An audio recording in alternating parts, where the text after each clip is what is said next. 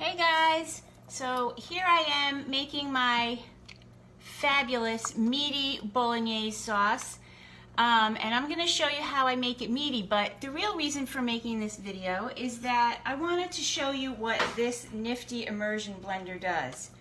It makes sauce of whatever and cream of whatever if you put it in a soup.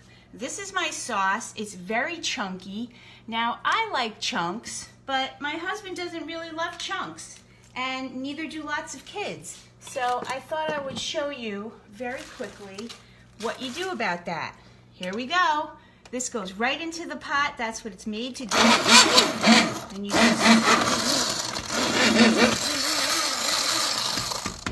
you just whiz it gently, just like that.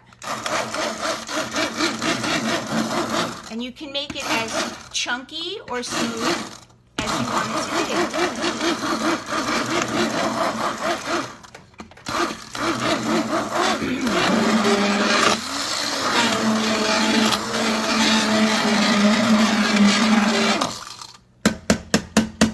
So that's just perfect for me. See how nice and smooth it is now? But it still has a couple of little chunks, which I love.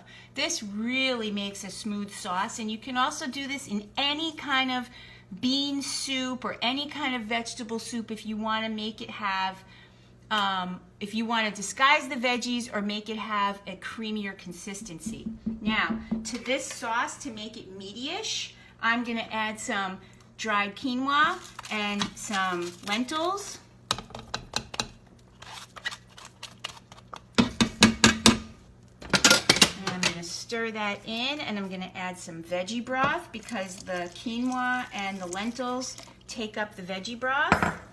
And that is all there is to it, folks. Put the lid back on, and that is going to be delicious in about a half an hour. I'm Vegan Coach Naomi, and this has been your Vegan Health Fix Minute.